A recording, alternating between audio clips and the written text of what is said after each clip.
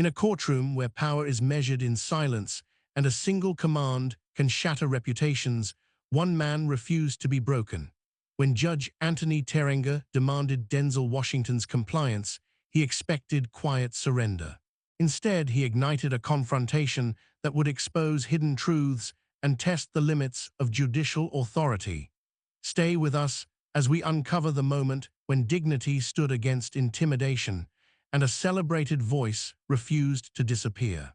"Mr. Washington, you are in contempt of this court." The declaration struck the air with the force of a hammer, reverberating off the carved wood panels and polished marble that lined the federal courtroom. For one suspended instant, no one moved. Rows of spectators sat frozen, eyes wide, as if the entire gallery had forgotten how to breathe. Only the bailiff stirred, his gloved hand rising toward the gleaming steel handcuffs at his belt. Cameras snapped in rapid succession, a staccato burst of shutters echoing like distant artillery. Somewhere along the front row, a woman clapped a hand over her mouth, her gasp muffled but unmistakable. Reporters leaned forward, as though pulled by invisible wires, pens hovering above notepads already crowded with frantic notes. Judge Anthony Terenga did not lower his gaze.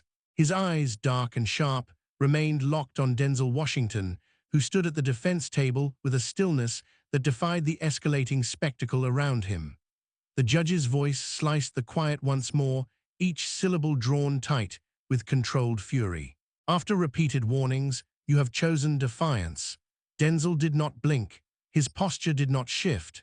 He stood as though the weight of the entire courtroom were pressing against his shoulders, yet he remained completely unbowed. The fluorescent lights overhead traced the lines of his face, revealing nothing but a calm that felt more unsettling than any outburst ever could. In that instant, it was clear to everyone watching that this confrontation was not the product of a single moment, but the culmination of something deeper, something that had been festering beneath the surface for days. The tension had been mounting since the first hour of the hearing, when Denzel arrived not as an actor or a celebrity, but as an advocate prepared to speak on behalf of families who claimed their loved ones had been silenced by systemic abuses of power. His testimony was supposed to be ceremonial, a gesture of support, but within minutes it had become clear he would not be content to offer polite platitudes. He had insisted on reading excerpts from internal directives that the court had ordered sealed. He had refused to retreat from questions that struck at the heart of the state's case. And each time Judge Terenga issued a warning, Denzel responded with the same measured resolve. "The truth is not a privilege reserved for the comfortable. The truth is a duty." That sentence, spoken the day before, had been quoted across every major news outlet before the afternoon was over. To some, it was proof of arrogance. To others, it was evidence of courage. To Judge Terenga, it was a direct challenge to his authority, a provocation he would not tolerate. Today, the tension had thickened into something almost physical. Even the deputies along the walls seemed wary, their eyes darting between the bench and the defense table. Every movement felt weighted with consequence. Now, as the bailiff took a single step closer, the metallic glint of the handcuffs caught the light. A reporter raised his camera just in time to capture the moment, a man revered by millions standing on the edge of restraint, his freedom balanced on a judge's temper. Judge Terenga leaned forward, his voice dropping to a low and dangerous register. "You will be escorted from this courtroom and detained until you demonstrate respect for these proceedings. Your reputation does not exempt you from the law." A murmur rippled through the spectators, the collective realization that they were witnessing something unprecedented. No one could remember the last time a federal judge had threatened to jail a public figure of this stature in real time, before a gallery of cameras and a nation watching from afar. Denzel's eyes remained fixed on the judge. There was no flicker of panic in them, no tremor in the set of his jaw, only a quiet certainty, the unshakable conviction of a man who knew precisely why he had come and what price he might be forced to pay. In the second row, a young legal clerk fumbled for her phone, her hands trembling as she tried to record the exchange without drawing attention. The sound of her unsteady breath carried through the silence. The bailiff halted just within arm's reach, his own expression uncertain. For a fraction of a heartbeat, it seemed no one in the courtroom could decide who truly held power in that moment, the robed figure behind the bench or the man refusing to yield. Sunlight filtered through the tall windows, casting long shadows across the polished floor. Those shadows seemed to stretch toward Denzel as if drawn to the calm gravity of his stance. Judge Terenga's gaze narrowed. "This is your final warning. Comply or accept the consequences." Denzel did not look away. He did not speak. Around them, the entire room waited, held in the fragile suspension between command and defiance, between authority and conscience. And in that breathless pause, everyone present understood that what was about to happen would not be forgotten. Long before the bailiff ever reached for his handcuffs, before the first cameras crowded the gallery and the judge's voice cracked with anger, there was a story that had already set this moment in motion. It began with a case that no one wanted to touch, a civil action filed by the families of over 3,000 men and women whose lives had been shattered by encounters with law enforcement that had never been fully accounted for. The lawsuit, officially titled Whitaker et al. Versus the State Commission on Public Safety, had grown into something far larger than the plaintiffs could have imagined. What started as a plea for recognition had become a sweeping indictment of systemic failures stretching back decades. Allegations of withheld evidence, falsified reports, and deliberate obstruction had gathered around the case like a storm that refused to break. When the names of the initial plaintiffs were made public, their stories ignited national outrage. Mothers who had buried their sons without clear explanations, fathers whose pleas for accountability were ignored, entire communities left to wonder if the truth would ever see daylight. It was a lawsuit that threatened reputations, careers, and the fragile trust that held public institutions together. From the moment Denzel Washington agreed to testify as an honorary witness, the dynamic of the courtroom shifted. Some called his involvement a publicity maneuver. Others, including many of the families seated quietly in the back rows, saw it as an act of solidarity they had never expected. He had come not as a performer, but as a citizen willing to put his credibility on the line. His role was never intended to be purely symbolic. Early in the proceedings, he had submitted formal petitions to the court requesting the release of internal directives, documents rumored to show a coordinated effort to suppress key findings in the most controversial cases. For weeks, those motions were met with the same response from Judge Terenga, denied without comment.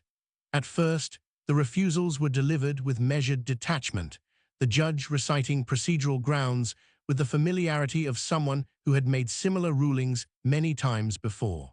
But over time, each new motion seemed to chip away at his composure. Each time Denzel rose to speak, the judge's hand hovered just a little longer over the gavel, his gaze tightening as if willing the man before him to concede defeat. When reporters began referring to the lawsuit as one of the most significant tests of the federal judiciary in a generation, it was not hyperbole. News outlets described the case as a crucible in which the credibility of multiple institutions would be measured. One article in the Washington Ledger called it a proceeding that would either confirm the system's resilience or expose its deepest vulnerabilities. Inside the courtroom, the tension was more than an abstract notion. It was the way every lawyer seemed to move with exaggerated caution, the way conversations dropped to whispers whenever Judge Terenga entered. It was the hush that followed Denzel whenever he walked the narrow aisle between the rows of benches, as though his presence alone challenged the unspoken rule that some subjects were simply too dangerous to confront. By the second week of testimony, the judge had issued multiple warnings, each more explicit than the last. He ordered Denzel to refrain from any reference to the sealed directives, to limit his statements to personal observations untainted by confidential material. Each time, Denzel listened without interruption, then returned to the heart of the matter. Truth should not depend on permission. Those words were repeated on cable news broadcasts, in op-eds, across social media. To some observers, it was the language of reckless provocation, To others, it was a reminder that the courtroom's authority was never meant to eclipse the public's right to know. It was in that context that today's hearing began, with the gallery filled to capacity and cameras trained on every detail. The morning had unfolded with a tense formality, each side presenting procedural arguments while the judge's expression remained impassive. But those who had been present for the earlier sessions recognized the undercurrents. They saw the way Judge Terenga's hand flexed against the polished wood of the bench whenever Denzel spoke. They noticed the way he adjusted his glasses as if to hide the flicker of frustration that passed across his eyes. They felt the brittle energy in the air, the sense that this was no longer a contest of legal theories, but a collision between conscience and control. It had not happened all at once. It had built over days of small, cumulative provocations, the petitions denied, the evidence blocked, the admonishments delivered in a voice that grew colder with every repetition. And now, as the bailiff's hand hovered just inches from the steel cuffs, it was impossible to mistake what had brought them here. This was not a single act of defiance. It was the inevitable consequence of a conflict that had been waiting for its moment to erupt. The hush that had settled over the courtroom was the kind that left no room for misunderstanding. It was the hush that preceded irreversible decisions, the hush that followed the slow, deliberate crossing of a line no one could pretend had not been drawn. Denzel Washington's voice was calm, each word carrying the clarity of a bell struck in a cavern. Sometimes the law must catch up to justice. The sentence landed with a weight that seemed to press the air from the room. A dozen pens froze mid-scratch. The bailiff's hand wavered a fraction of an inch above the cuffs, as though he could feel the atmosphere shift, and wondered whether he was about to become part of something that would be remembered long after the docket closed. Judge Terenga's face went pale before flushing deep crimson. The transformation took only a heartbeat, but everyone watching felt the temperature drop. His eyes narrowed, and when he spoke, the words emerged as a low growl. "You are dangerously close to obstruction, Mr. Washington." A ripple of unease moved through the attorneys seated at their respective tables. On the left, a man in a pinstriped suit closed his binder a little too quickly, as if worried even the sound of a page turning might be mistaken for endorsement. On the right, a woman who had been typing her notes stopped altogether and looked up, her expression straining to remain neutral. From the second row, one of the plaintiff's lead counsels, a tall woman with a lined face and a reputation for tactical restraint, rose halfway to her feet. Her voice was steady but pitched low, an attempt to thread the needle between respect and alarm. "Your Honor, perhaps we should recess briefly." Judge Terenga's gaze snapped toward her like a spotlight, his jaw clenched. "This is not a negotiation." His tone left no doubt that the suggestion had only deepened his resolve to assert control.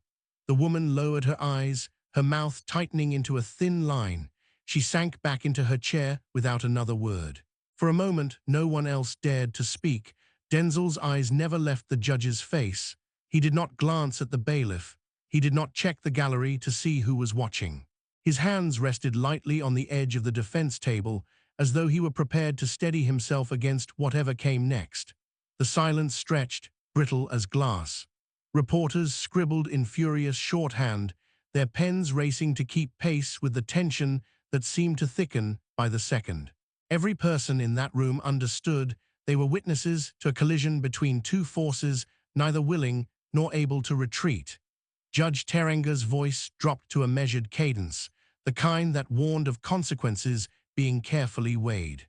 "You were instructed, Mr. Washington, to limit your remarks to personal observation. You were instructed not to introduce or reference materials that have been ruled inadmissible." Denzel's reply came without hesitation. "And I have honored this court's instructions to the extent that conscience allows." A few seats away, a young associate shifted uncomfortably, her pen tapping against her knee in a nervous rhythm. She had only been out of law school for 2 years. This was the first time she had ever seen a witness speak to a federal judge with a composure that bordered on defiance. The judge leaned forward, his hands braced on the bench. "Do you believe yourself exempt from the rules of evidence?" "I believe," Denzel said, his voice still even, "that rules are meant to serve justice, not to conceal it." The words hung in the air, a challenge more potent than any shouted accusation. A camera operator near the gallery entrance adjusted his focus to capture the way Denzel's face remained unflinching, how his eyes held the judges without apology. The lens zoomed tighter, recording every nuance of the exchange. Judge Terenga exhaled through his nose, a slow breath that did nothing to disguise the rage simmering behind his measured tone. "You will not dictate the purpose of this court. That is not my intention," Denzel said quietly. "My intention is to ensure that those who have been silenced are finally heard." The judge's knuckles whitened where they pressed into the bench. He began to speak, then stopped himself, as if aware that whatever came next would be irrevocable. Behind the plaintiff's table, the tall woman who had earlier suggested a recess exchanged a look with her co-counsel, a silent acknowledgement that the moment for intervention had passed. Whatever followed would play out on its own momentum. Outside the windows, the day had darkened by a few shades, the clouds gathering in slow procession over the city. The shifting light crept across the polished floor, shadows elongating as if drawn toward the singular point of tension at the center of the room.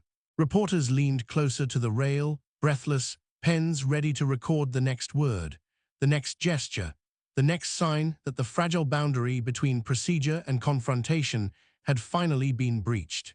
Denzel remained as he had from the start, unmoving, unflinching, committed to a principle no reprimand could dislodge. And in the silent space between the judge's last sentence and whatever ultimatum might come next, the question hung heavy in every mind. Who would yield first? The moment came as if it had been rehearsed, inevitable in its finality. Judge Terenga's voice fell to a register so cold it no longer sounded like anger, but something far more implacable. "Bailiff, remove him." The command fractured what little composure remained among the spectators. A sharp intake of breath rose from the gallery, a collective gasp that seemed to vibrate against the high ceilings. One of the reporters fumbled her pen, and it clattered to the floor with a sound that rang absurdly loud in the stunned silence. The bailiff did not hesitate. He took a single step forward, the polished leather of his shoe creaking over the stone tile. His hand lifted toward the cuffs at his belt, fingers tightening as though preparing to make good on the judge's order without a moment's further deliberation. It was only then, when the space between restraint and action had narrowed to a single pace, that Denzel moved. Not backward, not away from the threat, but forward, just enough that the tip of his shoe grazed the line where the defense table ended and open floor began. His voice, when it came, was softer than anyone expected, so measured it almost seemed gentle. "Before you commit to this course of action, consider the oath you swore to uphold impartial justice."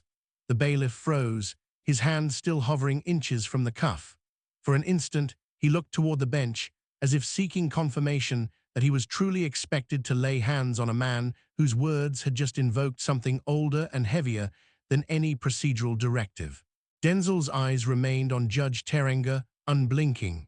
In that stillness, he reached into the inner pocket of his suit and withdrew a single envelope, the paper thick and unmarked, but for the small wax seal pressed at its center. He held it at his side, not raising it, not waving it like a prop in a theater.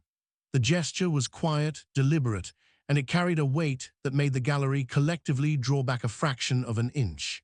"And understand," he continued, "that what I hold here documents that oath violated." The words settled over the room like ash, cold and final. The bailiff's arm lowered, not by choice, but by instinct, the unconscious retreat of someone who had suddenly realized he stood at the threshold of something he could neither control nor contain. A murmur rippled along the front row of benches, too soft to fully catch, but enough that the judge's gaze snapped toward the sound. He did not speak, his mouth compressed into a thin line, and his hand closed around the gavel as though he might bring it crashing down at any second. But the blow did not fall. Instead, Judge Terenga's eyes locked on the envelope. For one strained heartbeat, nothing else in the chamber seemed to exist. Not the reporters with their cameras poised, not the attorneys shifting uneasily behind their stacks of motions, not even the bailiff whose authority had evaporated as quickly as it had been summoned. Only that small, unassuming envelope, and the man who held it as if he understood precisely how much its contents could upend.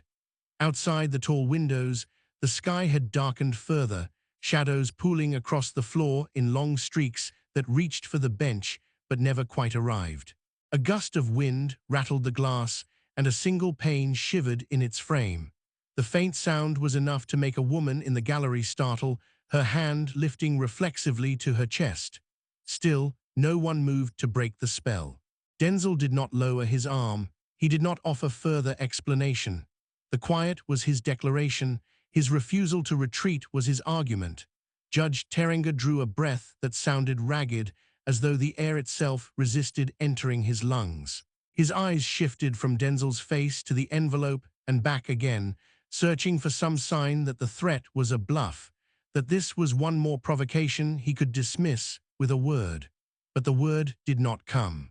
And in that suspended instant, the room understood that no command, no title, no threat of contempt could unmake what had already been set in motion.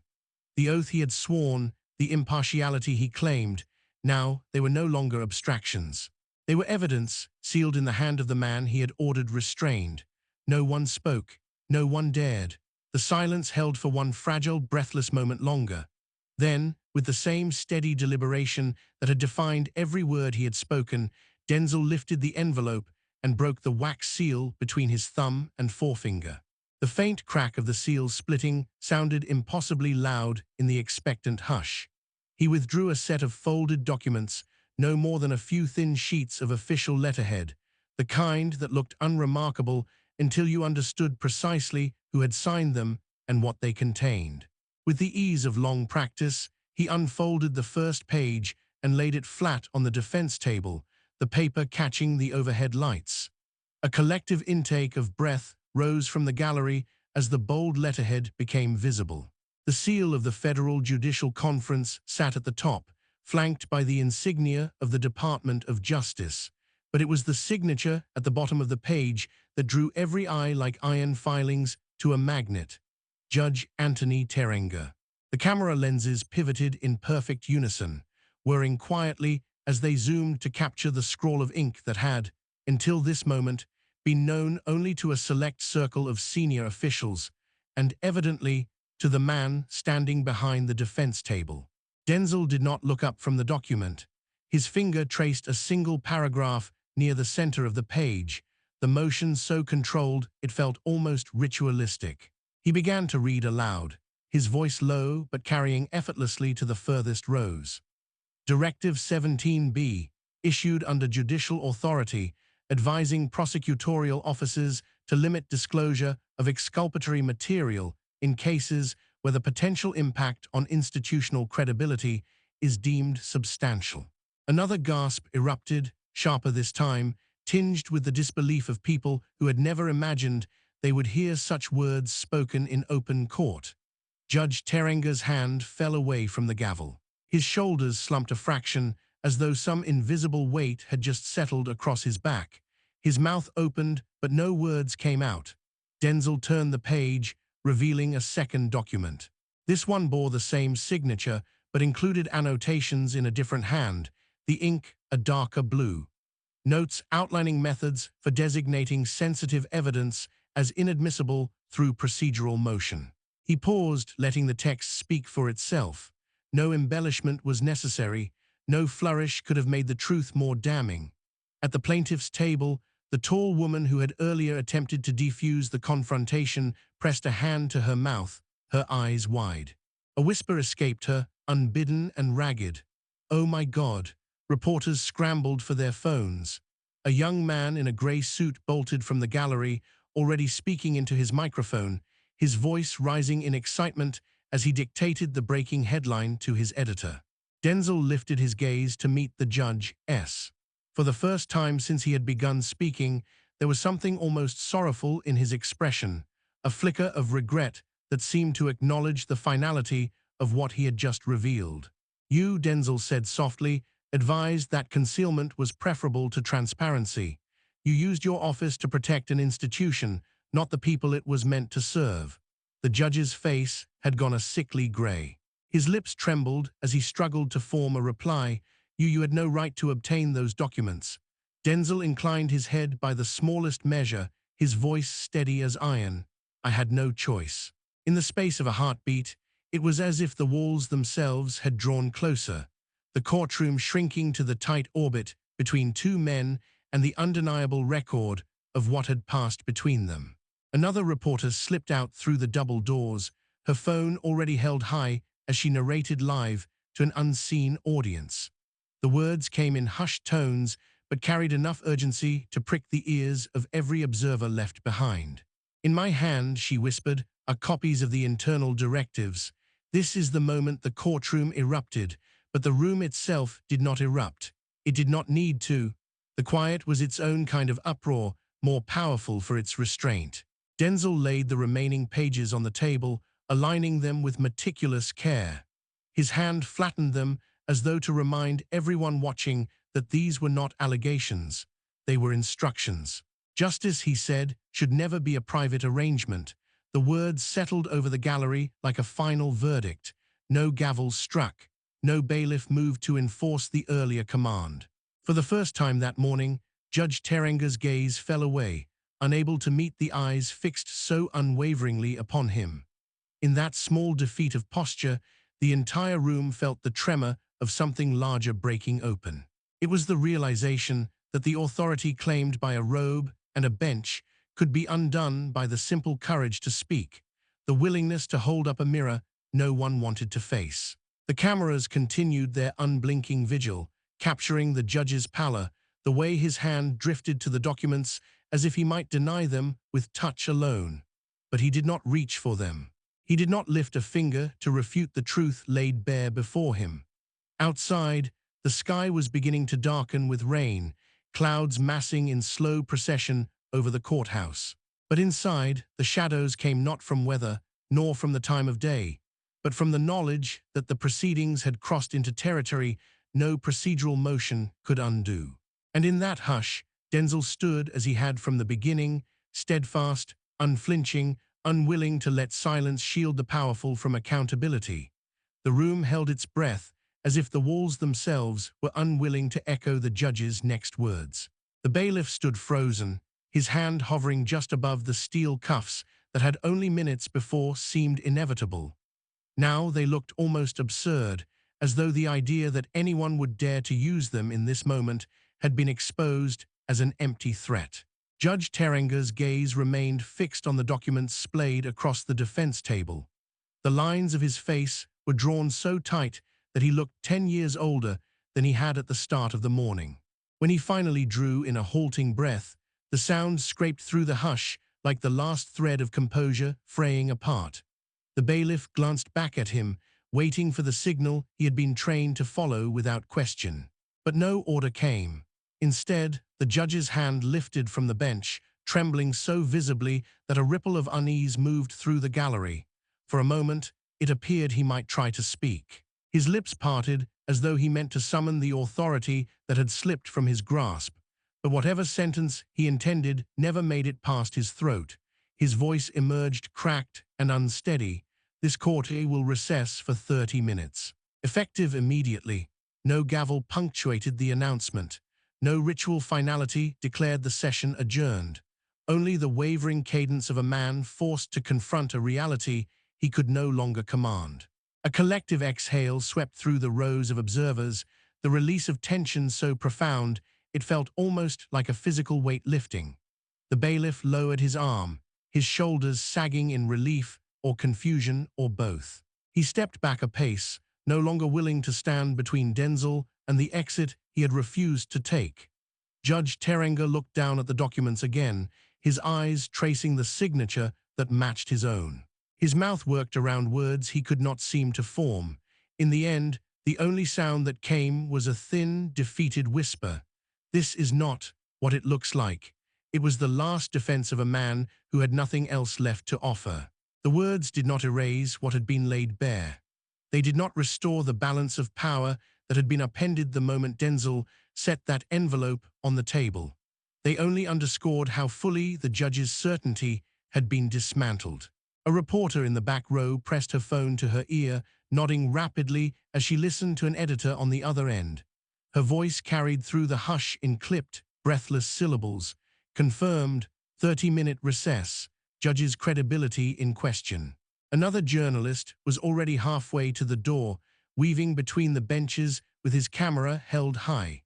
He spoke into the lens without pausing, his words punctuated by the rustle of people shifting to let him pass.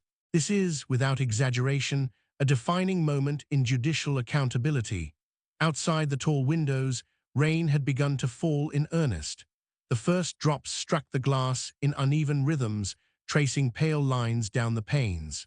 It felt like punctuation to a verdict no gavel had declared, but everyone present understood. On the defense side, Denzel did not move to collect the papers. He let them remain exactly as he had arranged them, their presence on the polished wood a quiet testament to the power of evidence over authority. His hands rested calmly at his sides, his expression unchanged. He seemed almost removed from the commotion that had erupted around him. The cameras flashing in staccato bursts, the murmurs rising to a low roar, the attorneys gathering their files with hands that shook despite their practiced composure. He stood apart, unshaken, as if he had known all along that the moment would come when the truth would no longer be deniable. On the far end of the bench, a court clerk pressed a button on a small intercom. Her voice emerged over the speakers in the hallway, cool and precise. The United States District Court is in recess for 30 minutes. All parties remain on call. The words were procedural, sterile. But the meaning behind them could not be disguised. Within minutes, the first push notification hit the phones of every reporter in the city. Judicial Conduct Committee opens immediate inquiry into allegations of directive misuse. The words blazed across headlines, each phrasing a different variation of the same truth. A revered federal judge was under scrutiny. His decisions in dozens of cases, perhaps more, were about to be questioned. In the aisle, a young woman in a navy suit was already dictating the next segment to her network. Her voice was steady, but her eyes were wide as she watched Denzel. He did not acknowledge the attention, did not seem to require the validation of cameras or headlines. When Judge Terenga finally pushed back his chair, the sound was unsteady, the scrape of a man who understood that the distance between the bench and the door had never felt so long. He rose without meeting anyone's gaze. As he stepped down, his hand brushed the polished railing, as though he needed the support to carry himself from the room he had once ruled without question. No one tried to stop him. No one had to. The facts he had tried to keep hidden were already free. By the time the courtroom lights dimmed and the last observers filed into the corridors, the story had already outrun the building that contained it. Headlines flashed across phone screens in every corner of the country. They were stark and unblinking in their certainty. Federal judge under investigation after confrontation with Denzel Washington. Judicial Ethics Committee opens emergency inquiry into sealed directives. But the words were only part of what people were reacting to. Across social media, the footage spread in loops, clipped into fragments that replayed the same astonishing images again and again. The envelope breaking open. The signature exposed. The judge's voice reduced to a cracked whisper as he tried to deny what everyone could see for themselves. The reactions poured in, more immediate than any verdict a court could pronounce. Some posts hailed Denzel as the conscience of America, a man who had risked reputation and liberty to call out a betrayal of public trust. Others accused him of leveraging celebrity for spectacle, of turning a solemn hearing into a stage. It did not matter that both sides spoke with conviction. The divisions were predictable, even inevitable. In a country accustomed to conflict over the meaning of justice itself, no moment remained unclaimed by opposing narratives. But inside the courthouse, after the cameras were gone and the reporters had chased their stories into the night, the families who had filled the back rows lingered. They stood in small groups near the tall doors, some clutching each other's hands, others silent and staring at the polished floor where the documents had lain. For them, this was not a performance. It was the first time someone with a platform had insisted that their loss could not be ignored. As dusk fell across the courthouse steps, a chill moved through the air. The street lamps began to flicker on, casting long pools of amber light over the gathering crowd. Journalists clustered around their vans, conferring in low voices, adjusting microphones as they prepared for the evening broadcasts. When Denzel emerged through the heavy double doors, there was no declaration of triumph in his posture, no raised fists or gestures of vindication. He descended the steps slowly, as though each stride was measured not by victory, but by the weight of what had been revealed. The crowd pressed closer, reporters calling his name, their questions overlapping in a clamor that blurred into a single demand for comment. He paused at the foot of the stairs, his expression thoughtful, eyes moving over the faces turned toward him. "It was never about me," he said, his voice carrying across the plaza with the same calm clarity it had held inside the courtroom. "It was about the families whose stories were buried so that the powerful could remain unchallenged." For a moment, no one interrupted. The cameras lifted, the microphones tilted forward, but the crowd itself fell quiet. Behind Denzel, the courthouse loomed in the gathering darkness, its columns stark against the sky. It looked less imposing now, less certain in its authority. As though the building itself understood it had been forced to account for what it allowed behind closed doors. Broadcast networks interrupted their usual programming to air the scene live. Anchors spoke in solemn tones, framing the confrontation as a rare reckoning between individual conscience and institutional power.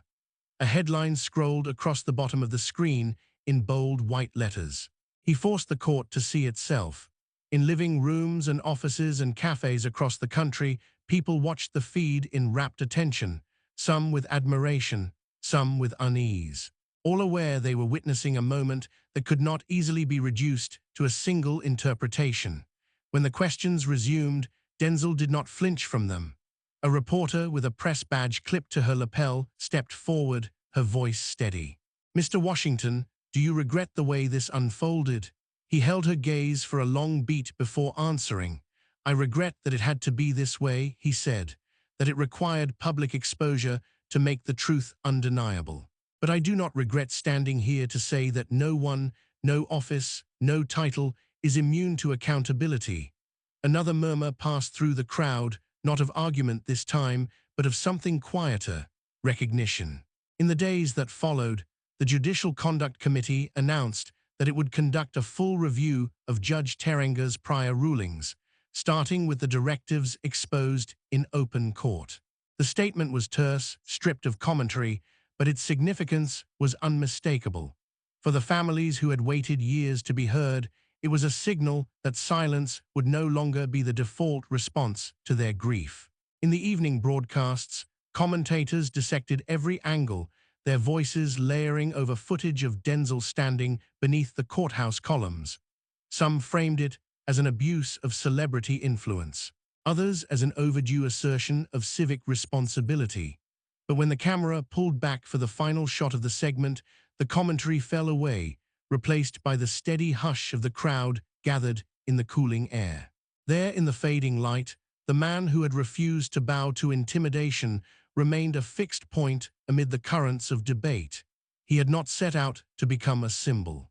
But sometimes symbols are not chosen, they are made by the collision of conviction and circumstance. And as the last of the daylight slid behind the courthouse dome, it was clear to everyone watching that this was more than a story of confrontation.